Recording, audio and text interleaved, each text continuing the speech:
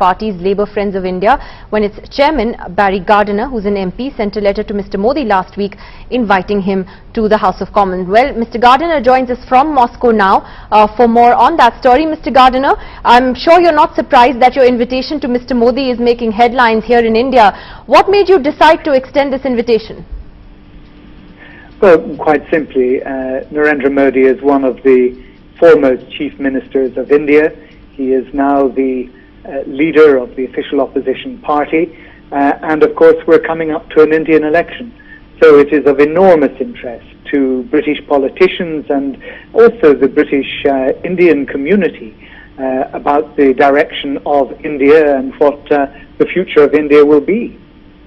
But you also know that he's an extremely controversial figure here in India and around the world. There has been so much controversy over him for years, even in the UK, where there was essentially a boycott of him in a sense until late last year. He's still not given a visa to go to the United States.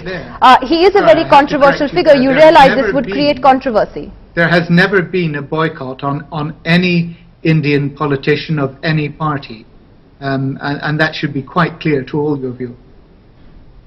No, but the fact is that the British government wasn't engaging with Mr. Modi after the 2002 riots, and that changed late last year when the British High Commissioner went to see him, when the EU reached out to him. Obviously things are changing. He is a very controversial politician. How would you react to those who will oppose this?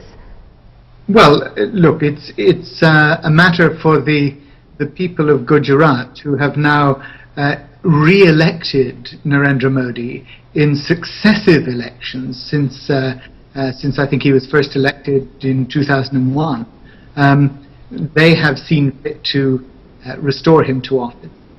It's not for me as a foreign politician to interfere in the democratic process in India in any way. All I know is that he has been extraordinarily in Gujarat.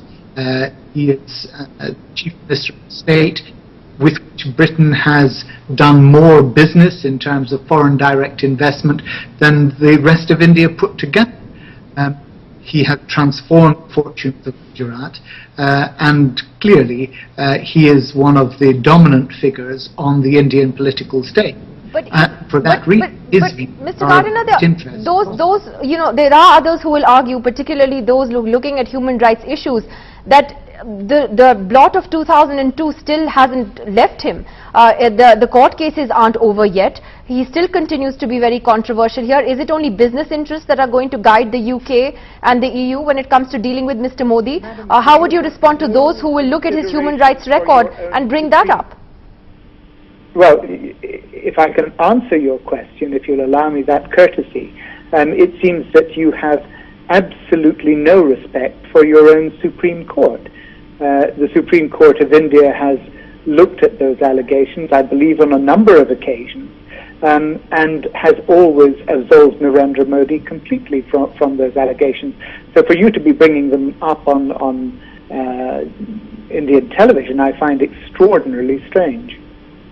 Well, that's because we are a democracy and we are expected to bring up those issues, Mr. Gardiner, and let me just tell you that the cases legally are not closed yet. Yes, you're right. Well, nothing has been said in a court of law against Mr. Modi. You're right about that. But the cases are not legally over yet, and there's still a big moral question that hangs over him as well. Thank you very much, Mr. Gardiner, for joining us. You're very keen to talk over me rather than to conduct an interview.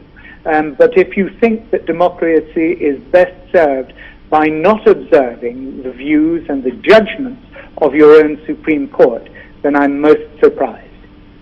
Well, we are a democracy that has the right to question even the country's Supreme Court and all courts, and we do often do that, Mr. Gardiner. Thank you for your advice.